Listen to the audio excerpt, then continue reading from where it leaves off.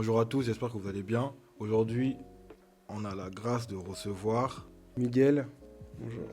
Miguel. Aujourd'hui, va nous partager son témoignage, raconter un peu son histoire. Et on croit que son histoire, son témoignage va toucher beaucoup de personnes, tout simplement. Donc, je vais te laisser te présenter, Miguel. Je me présente, je m'appelle Miguel, j'ai 35 ans, bientôt 36. Je suis papa de deux princesses, Jaili et Naya. Je voulais juste te parler un peu de mon histoire, de mon témoignage, ce que j'ai vécu en 2021. C'était une forme, je dirais même pas une forme, mais une grosse dépression que j'ai vécue par rapport à des événements dont on va parler tout à l'heure. Voilà, hein, je suis de l'église Nouveau Souffle, donc chrétien. Et puis voilà. Tu veux pas faire un petit coucou à tes enfants quand tu vas regarder? Mais je pense qu'elles ne regardent pas les à leur âge. Oui, elles ont 11 ans et 6 ans et je leur fais un petit coucou à Jaili et Naya, mes deux princesses. Tu vois, en premier, tu vas nous raconter qui était Miguel avant Christ et le Miguel après Christ. Là, on va commencer par le Miguel avant Christ, du coup. Il n'y a pas de souci. Euh, le Miguel avant Christ, je ne vais pas dire le Miguel avant Christ parce que je suis né dans l'église. C'est-à-dire que depuis que je suis petit, depuis que je suis né même, mes parents, mon père et ma mère m'ont amené à l'église. Ensuite, il y a une période de ma vie où j'ai complètement délaissé Christ. Cette période, je pense que c'était aux environs de, allez, je dirais peut-être 2015-2016, où j'ai complètement abandonné ma foi, c'est-à-dire que je n'allais plus à l'église. Ma relation avec Dieu, en tout cas, était clairement coupée. Il n'y en avait plus du tout, jusqu'à ce que je retrouve une nouvelle église en 2022 et que j'intègre, bon, 2023, pardon, et que, et que j'intègre cette église et c'est là que j'ai eu un renouveau, donc un nouveau souffle avec Dieu, une nouvelle expérience et une nouvelle histoire. T'as un nouveau souffle, t'as eu un nouveau souffle. C'est le jeu de mots. Du coup, maintenant, là, tu vas nous raconter ton histoire tout simplement. Vraiment, sois guidé. Essaye de nous partager ton histoire. Ok, ben, je veux raconter ma phase de dépression, si tu me permets. On est en 2021. J'ai vécu trois événements majeurs qui ont poussé à la dépression. Je vais en parler que de deux, parce que la troisième implique une personne et je ne veux pas en parler. Voilà, on garde ça pour nous. Voilà. Donc, comme je l'ai dit, j'ai vécu trois faits majeurs. Donc, on m'a appris que j'avais une grosse maladie cardiaque qui pouvait m'emporter en 2 ans. J'ai appris que ma mère était malade, elle avait un cancer. Et j'ai divorcé. Et donc c'est cette phase-là que je ne veux pas évoquer. On m'a d'abord appris que ma mère était malade en avril 2021. Ce sont des personnes qui étaient extérieures à ma famille qui m'ont appris cela parce qu'en fait ma mère avait tellement d'appréhension, elle ne voulait pas me le dire parce que j'habitais dans le nord avant. Et elle habitait à Paris, donc j'étais seul dans le nord. Ok. Ma mère avait l'appréhension de me le dire, elle ne savait pas comment j'allais réagir. Donc elle a appelé des tierces personnes qui m'ont ensuite contacté et ensuite je l'ai appelée pour parler avec elle pour savoir ce que c'était. Et quand elle m'a expliqué qu'elle avait un cancer, moi j'étais anéanti mais je gardais quand même la tête haute. Juste un mois après qu'elle me dise qu'elle ait un cancer, je fais un infarctus, c'est-à-dire que mon cœur commençait à s'arrêter et tout. Je tombe évanoui, on me réveille, on appelle les pompiers, on me dit voilà monsieur, vous avez un problème au cœur, on va aller à l'hôpital, on va voir ce que c'est. J'arrive à l'hôpital, on me dit que j'ai une cardiomyopathie dilatée. En fait, c'est une maladie qui fait gonfler le cœur. Je ne vais pas rentrer dans les détails, mais ça fait gonfler le cœur, ce qui fait que le cœur agit plus ou moins bien selon des périodes ou selon ce qui peut arriver. Mais en tout cas, j'ai une défaillance cardiaque. Quand il y avait tout ça, il fallait gérer déjà le stress, parce que moi, il faut savoir que je suis le seul garçon parmi 6 filles. D'accord. Et il fallait gérer le stress de la maladie de maman. Ça veut dire que quand moi j'ai su que j'avais une maladie au cœur, j'ai rien dit, j'ai gardé pour moi. Je me suis dit, bon, là on s'occupe de maman, on va voir comment ça se passe et tout. Et ma mère était une personne qui priait aussi, donc elle avait la foi qu'elle allait guérir. Ce qui fait que je me suis dit, voilà, ma maladie, comme je te l'ai dit, je vais la garder pour moi et je vais m'occuper de ma mère. Donc je me suis occupé de ma mère. Je suis resté à ses côtés jusqu'à son décès. Et c'était une phase où j'ai enfui tous mes sentiments. Ça veut dire que tout ce que je ressentais de négatif, j'essaie pas de l'extérieur, enfin, je les ai pas extériorisés, tous ces sentiments, pour paraître fort. Pour paraître, voilà. Je vais pas dire insensible, parce que c'était ma mère quand même. C'est la maman. Mais pour paraître fort aux yeux de mes sœurs, aux yeux de ma famille, pour dire que voilà, on garde la tête haute et tout va aller. On avait foi en Dieu. On rend gloire à Dieu en toutes choses. Dieu a permis de reprendre ma mère. en décembre 2021. Donc j'ai su qu'elle avait son cancer en avril 2021. En décembre, elle est partie. Lorsqu'elle est partie, pareil. C'est-à-dire que j'ai gardé la même attitude, la même lignée de rester fort, même après son décès. Parce que ce qu'il faut savoir, ce qui était dur pour moi, et ce qui est ressorti après, c'est que c'est moi qui ai constaté le décès de ma mère. Ça veut dire que 1 mois avant son décès, moi et ma grande sœur, on était H24 à l'hôpital avec elle. C'est-à-dire qu'on dormait avec elle, je rentrais juste pour me laver, me changer, je revenais à l'hôpital, je dormais là, on priait là avec toute la famille et tout. Et quand elle est partie, on venait de terminer un moment de prière. Et quand on a terminé ce moment de prière, je regarde ma mère et je me rends compte que son cœur s'arrête, enfin, qu'elle arrête de respirer. Ce qui fait, je la regarde, je l'appelle, maman, elle se remet à respirer. Et après, elle a lâché son dernier souffle et elle est partie. En fait, moi, je ne savais pas que cette expérience-là allait me traumatiser à ce point-là. Mais je l'ai su bien après. Ça fait, ben voilà, ma mère part. Il faut organiser les obsèques, il y a les décès, il y a les familles qui viennent, voilà, et tout, et tout, et tout. Et comme je te l'ai dit, moi, j'habitais dans le Nord, précisément en Belgique. Ce qui fait qu'après le décès, enfin, je la fais courte, hein, mais après le décès, j'ai dû rentrer chez moi. Parce que j'étais plus de Paris, je suis rentré chez moi et c'est là que la dépression a commencé. Mais en fait, là, on va encore rester un peu au niveau de la maladie. À cette époque-là, tu avais foi en Dieu ou pas du tout? Quand je suis tombé malade, non. J'avais pas foi en Dieu. Je peux pas dire que j'avais foi en Dieu. C'est sûr que comme je suis né à l'église, tu connais, on met toujours dans la prière, voilà. Voilà. Mais personnellement, j'avais pas foi en Dieu. Je me disais pas que... Parce que quand on m'a annoncé ma maladie, on m'a dit clairement, parce que moi j'ai dit au médecin qui me l'a annoncé, j'ai dit je veux que vous soyez clair. Qu'est-ce qui peut m'arriver? Le médecin m'a dit voilà monsieur, vous avez 2 ans pour vivre. Il m'a dit il y a 3 options. Votre cœur en fait il est gros parce qu'il est gorgé de sang. Ce que l'on doit faire c'est l'opérer pour sortir le sang. Vous avez 3 options par rapport à cette opération. Soit vous mourrez directement sur la table d'opération parce que le cœur ne tient pas. Soit... on arrive à vider le sang, mais le cœur recommence, c'est-à-dire qu'il regonfle encore, et là, il vous reste que 2 ans pour vivre, ou soit on vide le sang du cœur et tout revient normal. Et moi, bon, avec ma petite foi, j'ai prié, j'ai dit, bon, Seigneur, voilà, tu connais, hein, j'étais pas le chrétien parfait, mais bon, Seigneur, je remets entre tes mains. Seigneur, moi, je crois à ta guérison. J'ai foi en toi. J'ai arrêté là. Mais j'ai pas approfondi ma prière et j'avais pas foi. Mais tu penses qu'autour de toi, il y a eu des gens qui ont prié pour ça ou... Oui, oui. Il y a des gens qui ont prié pour ça. Aujourd'hui, on va dire Dieu a donné tort à la maladie. Dieu a donné tort à la maladie parce que ben, c'était en 2021. Aujourd'hui, on est en 2025. Je suis toujours en vie et en bonne santé. Bon, après, il y a toujours des symptômes de la maladie, mais... Ça fait un long moment que je ne suis pas retourné à l'hôpital. Et ça va mieux. Mais oui, Dieu a donné tort aux médecins parce que les médecins me disaient qu'il me restait que 2 ans à vivre. Amen. Et aujourd'hui, tu es encore là. Et on croit que tu vas rester. Yes. Et là, je vais vraiment essayer de rentrer en détail sur comment réellement tu vivais ça. Parce que on a diagnostiqué ta mère malade. Toi aussi, tu étais malade. Mais ça faisait pas trop pour toi recevoir genre, la maladie de ta mère, ta maladie à toi. Et comment tu vivais ça, genre tous les jours? La vie de tous les jours, c'était comment? Ben, la vie de tous les jours, comment je vivais ça? Comme je te l'ai dit, je l'ai enfui.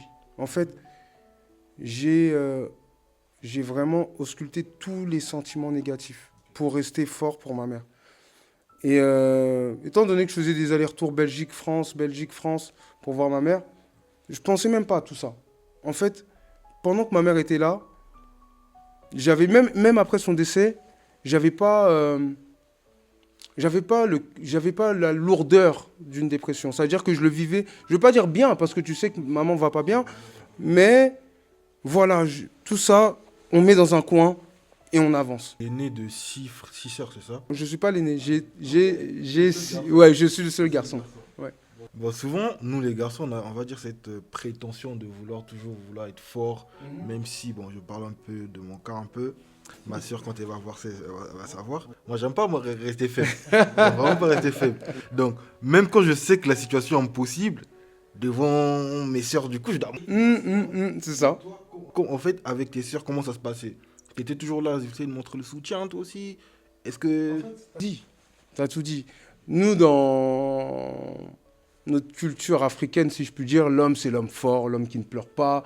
Alors qu'on dit, comme on dit chez nous, hein, moi je suis congolais, on dit moi la balle, elle est la ratée. Ça veut dire un homme ne pleure pas, tu vois. Donc c'était vraiment cette conception que j'avais. Donc, comme on m'a appris ça, j'ai mis ça en place en fait. Donc j'ai pas pleuré, j'ai pas montré de signes de faiblesse, j'ai pas montré... Il y avait des fois, maintenant le truc c'était cumuler la maladie avec ce que je vivais, tu vois. Donc il y avait des fois, je pouvais faire des crises, c'est-à-dire que je me retrouvais à l'hôpital, mais même quand j'étais à l'hôpital, je faisais tout pour sortir rapidement, pour voir ma mère et m'occuper de mes sœurs, tu vois. Donc, donc voilà un peu comment je l'ai vécu. Ouais. Attends, toi qui as vécu ça, est-ce que tu as un conseil à donner à une personne qui pense que vouloir faire le dur, vouloir faire ça, c'est la bonne manière de faire? C'est pas la bonne manière. Parce qu'en fait, ce qu'il faut savoir, Yann, c'est que tout ce que l'on absorbe doit ressortir un jour, comme une éponge. Tu peux mettre de l'eau, elle absorbe, elle grossit, elle grossit, elle grossit, elle grossit. Un jour ou l'autre, l'eau va sortir. Et avec les sentiments, c'est la même chose. Tu peux absorber, absorber, absorber, absorber. En tout cas, je dis à quelqu'un, si vous avez des ressentis ou des sentiments négatifs ou que vous vivez une dépression, il faut trouver la personne à qui en parler. Ouais, c'est vrai. En tout cas, aujourd'hui, je bénis le Seigneur que moi, ma grande sœur, elle m'a beaucoup supporté. Donc, quand tu vas voir ça au lit, big up à toi. Après, il y a eu aussi le soutien d'autres personnes, mais elle, je crois que j'étais en gros casse-tête aussi pour elle. Voilà, là, on va rentrer vraiment de la partie dépression. La partie dépression. Tu as dit, tu étais malade à l'époque, tout ça, il y en a quand ta mère est partie du coup. Et là, tu es vraiment rentré en dépression. Et là, est-ce que tu peux détailler un peu la partie de dépression? Ok. En fait, ma mère, comme je l'ai dit, est décédée en décembre 2021. Il y a eu tout le passage des obsèques. Ça veut dire que voilà, l'enterrement, tout ça, tout ça. Et comme je l'ai dit, il fallait que je retourne en Belgique. Parce que je vivais en Belgique. Et je vivais seul. Quand je suis retourné en Belgique, c'est là que la dépression elle a vraiment, vraiment, vraiment commencé. En fait, j'ai eu un contre-coup où toutes les émotions sont ressorties. C'est pour ça que je dis qu'il faut vraiment les faire sortir quand il y en a peu pour pas que ça s'accumule. Et moi, tout ça, je l'ai ressorti. Et comment je l'ai ressorti? Frérot, j'ai fermé tous les volets de chez moi. J'ai arrêté d'aller au travail. J'ai arrêté de communiquer avec les gens. J'ai tout fermé, tout bloqué. Et je restais assis dans le noir comme ça, à me morfondre. La précédente vidéo, on parlait de ça quand la vidéo sur sortir de la dépression, du coup. Vous pouvez aller revoir, ça se trouve sur la chaîne Encore Vrai. On conseille vraiment les gens à, quand ça va pas, ne vous enfermez pas. Ne vous enfermez pas, parce que ça, c'est pas la meilleure chose à faire. Et toi, quand tu as dit tu as fermé les volets, tu es resté dans le noir, qu'est-ce qui se passait dans ta tête mentalement? C'était sombre, mon frérot. Ah, c'était noir. Hein. Ah, c'était noir, frérot. Encore, je reviens sur la culture africaine. Nous, on se dit que ouais, les maladies mentales, ça n'existe pas. Les dépressions, ça n'existe pas. Non, non, non. La preuve, il n'y a pas beaucoup de psy aussi en Afrique, il y en a. Je sais pas. Franchement, je sais pas. Je sais pas s'il y en a. J'ai jamais vu un psychologue au Congo. Et oui, j'ai jamais entendu quelqu'un au Congo dire... Ouais, j'ai des séances de psy. J'arrive, je vais au psy. J'ai jamais vu. En tout cas, si les psy au Congo continuent le travail, hein, ne lâchez pas. Le travail. Vraiment, le travail parce que lâchez pas. Il y en a beaucoup. Il y a beaucoup de personnes qui en ont besoin. Ça, j'en suis sûr. C'est sûr qu'il y a la face de Dieu, mais il y a la face aussi de l'homme. Et rester enfermé comme ça, parce que dis-toi qu'après ça, j'ai vu un psy hein, quand même. Rester enfermé comme ça, tu as des idées sombres. C'est-à-dire que moi, je me levais juste pour manger. Me laver même, je te dis la vérité, je le dis. Hein. Il y a des fois, j'étais posé comme ça, me laver même pas. C'est-à-dire que j'étais juste posé. Je pensais à ma mère, je me disais, purée, Miguel, il te reste 2 ans à vivre. Ma mère, c'était mon pilier parce que moi, j'ai grandi qu'avec ma mère. Donc ma mère, c'était vraiment mon socle. Et quand j'ai perdu ma mère, je me suis dit, mais à qui je vais me confier? À qui je vais parler? Parce que même ma mère, dans la maladie, je me confiais à elle par rapport à ce qui m'arrivait. Et ma mère me conseillait. Et je me suis dit, il n'y a plus personne. Parce que j'ai mes sœurs aussi, hein. J'ai mes sœurs. Mais ma mère, c'était ma meilleure amie, tu vois. Surtout à la fin de sa vie.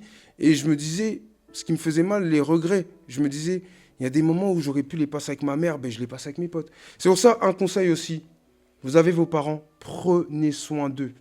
Vous avez vos parents, écoutez-les. Même si vos parents, la Bible a dit, honore ton père et ta mère. Elle n'a pas dit si ton père est sorcier, tu ne l'honores pas. Elle n'a pas dit si ton père est méchant, tu ne l'honores pas. La Bible dit, en tout cas, honorer, enfin, du moins, honore ton père et ta mère. Et il faut respecter cette consigne. Parce que moi, je te dis la vérité, c'est un regret que j'ai eu, c'est un des regrets majeurs. Je disais même à la personne à qui je partage ma vie aujourd'hui, que j'avais mal d'avoir raté des moments avec ma mère, tu vois.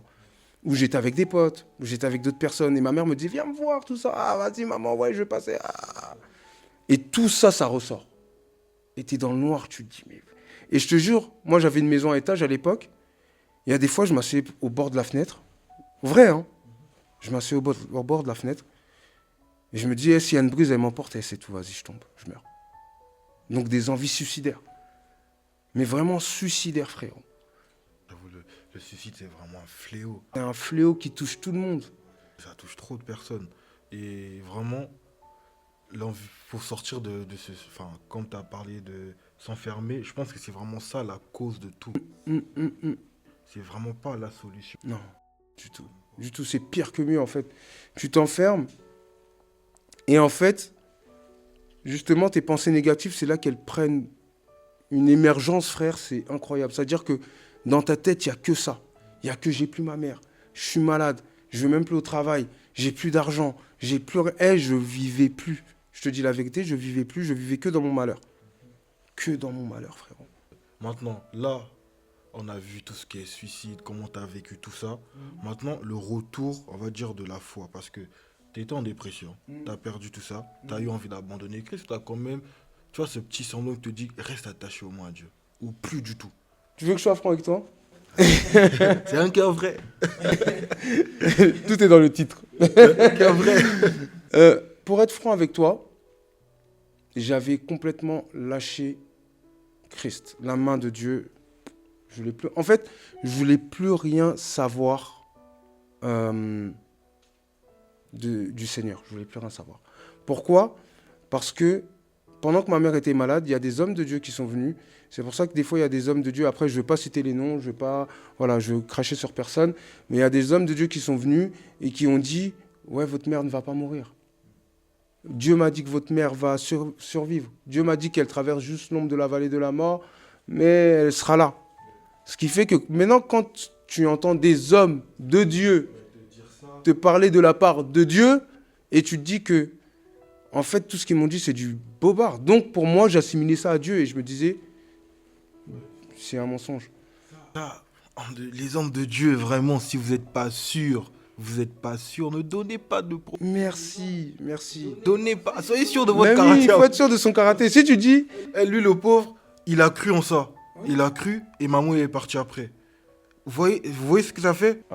Tu mets beaucoup d'espoir sur quelque chose, après ça n'arrive pas. Mais vraiment, arrêtez ça. Non, je vais encore revenir sur le suicide parce que malheureusement, il y a beaucoup, mais vraiment énormément de jeunes. Aujourd'hui, je crois récemment à l'église Nouveau Souffle, pendant un témoignage, il y a une sœur qui a dit qu'elle avait perdu sa sœur, tout ça. Et j'entends beaucoup aussi de personnes externes aussi dire ouais, enfin, c'est un fléau incroyable. Et pour moi, je vais revenir encore vraiment sur la partie suicide. C'est t'étais comme ça. Comment t'as, on va dire, résisté à cette envie de sauter, te donner la vie? C'est pas peut-être comme d'autres personnes qui vont prendre du javel, se tailler, je sais pas, il y a beaucoup de choses qui font. Comment toi, t'as résisté à cette envie de t'ôter la vie? Mes enfants. Les enfants? C'est beau ça. Ah oui, mes princesses. Mes princesses, je me disais... Parce que des fois, oui, tu penses, t'es bloqué. Tu te mets même au bord de la fenêtre, tu réfléchis. Dans ta tête, il y a tes enfants qui reviennent. Et tu te dis, aujourd'hui, si je pars, elles n'ont plus de père. Et ça pousse à la réflexion. Et maintenant, après moi, c'est mes enfants. Une autre personne, ça va être un autre truc, mais il y a des personnes qui n'ont rien à quoi s'accrocher. Et qui sautent le pas, tu vois. Après, il y a des personnes aussi qui ont quand même des soutiens. Moi, je vais vous dire à vous, je vais parler franc. Quand vous voulez... Tu vois, les pensées suicidaires qui arrivent là. Avant de passer à l'acte, dites-vous d'abord, qu'est-ce que vous allez laisser derrière vous? Vous pensez que quand vous allez partir aujourd'hui, ça va aider ces personnes-là? Non, vous allez encore... on va rajouter encore de la dépression sur d'autres personnes. Aujourd'hui, tu pars, par exemple, pour une maman, par exemple, je vais revenir sur le cas de maman. Pour une maman, c'est pas, on va dire, une fierté, c'est pas beau d'enterrer son enfant. Et toi, tu vas, tu sautes, et toi, c'est vrai que c'est le diable qui guide, mais il y a moyen de résister à ces pensées. Il y a Christ qui est là, Dieu donne la vie, Dieu donne la joie, Dieu il fait tout. Et aujourd'hui, le conseil pour toi, si tu es tombé sur cette vidéo, que tu es assis dans le noir, je te dis, lève-toi, allume la lumière, sors. Parce que dehors, il y a des gens qui tiennent à toi. Dehors, il y a ta mère qui tient à toi. Il y a ton frère, il y a ta soeur. Et même si aujourd'hui, ils ne sont pas là, tu as des cousins qui tiennent à toi. Tu as des amis qui tiennent à toi. Moi, aujourd'hui, mon entourage, je vous promets, écoutez-moi très bien. Vous tous là, je parle vraiment de tout mon entourage, famille, amis, cousins, tout. Si ça va pas, dérangez-moi, appelez-moi. Écrivez-moi. Moi, je suis là pour vous. Aujourd'hui, j'ai accepté Christ. Christ, déjà, c'est ma joie. Christ, c'est ma force. La joie que j'ai ressentie en acceptant Dieu, je vais vous partager cette joie-là. Je vais vous communiquer cette joie-là. Je ne vais pas vous présenter un homme.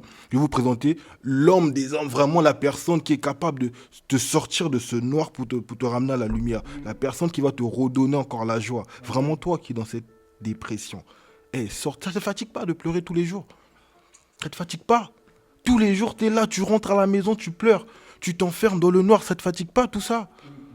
Bon, je me suis un peu... Je t'ai lâché, tu te fatigues pas. Non, mais ce que tu dis, tu as raison, parce que les gens ont besoin de l'entendre. En fait, c'est vrai qu'une personne qui traverse une personne qui traverse une période de dépression, il faut aussi que l'entourage le détecte, tu vois. Si vous voyez, comme il l'a dit, si vous voyez une personne qui ne répond plus, qui ne fait plus signe de vie, dérangez-la. Dérangez-la, appelez. Et toi, la personne qui vit la dépression, si tu peux, parle-en. Bien sûr, confie-toi à ton Dieu, mais parle aussi aux hommes. Tu vois. Donc, vous là, malheureusement, vous avez mon numéro. Je vais continuer à vous envoyer des messages. De toute façon, vous allez nous remercier au paradis. Ouais. Quand on va arriver là-bas, vous allez me remercier. Maintenant, là, on peut essayer de redescendre, sinon on va trop s'étaler sur le sujet et on va partir longtemps. Comment t'es revenu à Christ? Alors, comment je suis revenu à Christ? Ce qui s'est passé, c'est que Dieu faisant bien les choses, mon église a ouvert en 2023. Moi, ma phase de dépression, franchement, je te dis la vérité, elle a duré un bon moment. Après, j'ai été entouré d'amis, la famille et tout. Mais malgré que j'ai su me relever, j'avais pas encore repris cette phase-là où je me reconnecte à Dieu, où je me rallie à Dieu. Et comme je te dis, Dieu faisant bien les choses, l'église Nouveau Souffle où je prie et je sers, ouvrait donc début 2023. Et ce qu'il faut savoir, c'est que mon pasteur, donc Jonathan Gambella, que je salue, avec sa femme et les enfants, c'est mon ami d'enfance. Ce qui fait qu'il m'a appelé, il m'a dit « Ouais, Miguel, je sais que ça va pas » parce qu'il était au courant, ma mère c'est sa mère, donc il était au courant que j'avais perdu ma mère et il savait aussi, Dieu lui avait révélé que j'étais en dépression. Ouais. Donc il m'a appelé un soir, il m'a dit « Ouais, Miguel, écoute, je sais que ça va pas et tout. » Et à ce moment-là, j'étais revenu vivre sur Paris déjà, donc il m'a dit « Ouais, je sais que tu es revenu sur Paris, écoute, moi j'ouvre une église, Nouveau Souffle et tout. Et je sais que tu as besoin de Dieu, tu vois. » Il m'a conseillé, il m'a parlé et tout. Et il m'a dit, moi, je t'invite à venir dans mon église. Si ça te plaît, tu es le bienvenu. Si ça ne te plaît pas aussi, libre à toi. Parce qu'il sait que, on se sait que d'avoir un ami et qui devient ton pasteur, c'est compliqué. Voilà, tu vois. Mais il a tenté le coup et par l'église, j'ai pu renouer avec mon Dieu. Petit à petit, c'était compliqué, je ne te cache pas qu'au début c'était vraiment compliqué, c'est-à-dire que j'avais toujours des réflexes d'une personne qui ne prie pas. Mais petit à petit, Dieu m'a transformé et par tout ce que j'ai vécu, il m'a brisé et lui-même il m'a restauré. Et c'est comme ça que j'ai vraiment renoué avec le Seigneur, par l'église. Ouais. Donc, je vais encore te laisser conseiller une personne qui pense que l'église n'est pas la solution. Non. C'est pas l'église la solution, c'est Jésus qui est la solution. Merci, je reformule. Qu'est-ce que l'église? Ah, ok. Déjà, ce que l'église m'a apporté, c'est déjà un renouveau avec Dieu. Nouveau souffle. ça va sous le sens. Ça m'a rapporté un renouveau avec Dieu. Ça m'a donné une famille aussi. Tu vois, ça m'a donné des amis. Aujourd'hui, On prie ensemble, t'es mon petit frère, t'es mon ami. Il y a ta sœur Oli qui est ma petite sœur, qui est mon amie. La personne avec qui aujourd'hui je partage ma vie prie aussi dans mon église. En fait, j- ça m'a donné beaucoup de choses, beaucoup de soutien. Et même vis-à-vis du pasteur, vis-à-vis de... Voilà, j'ai eu comme une nouvelle famille en Dieu. Et j'ai eu aussi un Dieu maintenant que je connais. Parce que moi, j'estime que même si je suis né à l'église, je ne connaissais pas Dieu. Et par l'église, j'ai pu connaître Dieu et j'ai pu maintenant euh, fonder ma foi en lui. Tu vois. Ça a créé un renouveau de foi, un renouveau d'esprit. Et c'est comme ça que, si je puis dire, l'église m'a apporté un plus. Tu vois. Amen, amen. C'est beau ce que tu dis là. Vraiment, il y a eu beaucoup de dédicaces aussi. Parce que un petit... Je suis congolais, pour moi les dédicaces c'est naturel. Donc un petit mot à ta femme qui va regarder ça. Elle sait, si elle regarde la vidéo, maman, on arrive. Mais elle sait déjà. C'est déjà... Amen, amen. Donc vraiment, toi qui es encore enfermé, toi qui traverses des situations difficiles, tu as perdu un proche, c'est pas... Parfois le gourmet aussi ça peut jouer, perdu un ami, tout ce que tu as perdu. Et la Bible a dit, venez à moi, vous qui êtes fatigués, chargés, et je vous donnerai du repos. Je vous promets, mais le repos que Dieu lui donne est combiné. Tu as tout dit, il est incroyable. C'est le prince de paix, c'est-à-dire que quand il te donne la paix qu'il te donne, elle dépasse la paix qu'un homme peut te donner, tu vois. Il dit même, remettez-moi votre joug et prenez le mien. Parce qu'il sait, tu vois. Amen. Franchement, c'est beau. C'est beau. Mais vraiment, toi qui as déjà accepté le Seigneur aussi. Et que tu... Parce qu'il y a des gens qui ont déjà accepté Christ, mais qui replongent quand même en dépression. Moi, je vais te dire à toi, c'est pas... En fait, reviens à ton premier amour. Parce que si tu as pu sortir de ça une fois, c'est parce que tu as rencontré ce Dieu-là qui t'a ressorti de ça. Et revenir dans ça, ce n'est pas normal. Tu peux être triste quand tu acceptes Oui, bien le sûr. Seigneur. Mais ça peut pas durer plus de 2 semaines, un mois, tout ça, c'est impossible. Quand ça va pas, tu as ton église, tu as tes proches, tu as la Bible. Prends tous ces temps-là vraiment pour toi, médite, va voir des gens, sors et vraiment fais tout pour sortir de ça parce que ça doit s'arrêter. Cette dépression-là, ça doit s'arrêter. En tout cas, merci beaucoup Miguel d'être venu sur la chaîne Un Cœur Vrai. On espère beaucoup te revoir encore pour venir nous... Là, cette fois-ci, pas témoigner, mais nous enseigner sur quelque chose. Il n'y a pas de souci. Merci à toi de m'avoir accueilli aussi. Merci à tous ceux qui suivent Un Cœur Vrai. En tout cas, que Dieu vous bénisse, que cette émission, du moins cette série, ne soit pas juste une série. La regardez pas pour regarder, mais essayez de prendre ce qu'il y a à prendre pour vous et d'être enseigné pour sortir de toutes ces phases-là. En tout cas, que Dieu vous bénisse, que Dieu te bénisse, Yann. Amen. Donc pour toi, ce frère qui a suivi cette vidéo et que cette vidéo t'a parlé, ça a touché à ton cœur et que tu souhaites donner ta vie à Christ, je vais juste t'inviter à baisser la tête et faire avec moi cette prière. Seigneur Jésus, j'ai entendu ta parole et elle m'a fait du bien. Aide-moi à vivre pour ton plaisir, Seigneur. Car je crois fermement que tu es mort à la croix pour moi et qu'avec toi, j'ai toute la joie qui va avec. Je te donne ma vie, au nom puissant de Jésus-Christ. Amen. Amen. Donc merci beaucoup, n'hésitez pas à liker, partager, commenter cette vidéo, et parce qu'il y aura d'autres qui vont arriver, et que Dieu vous bénisse, et merci beaucoup.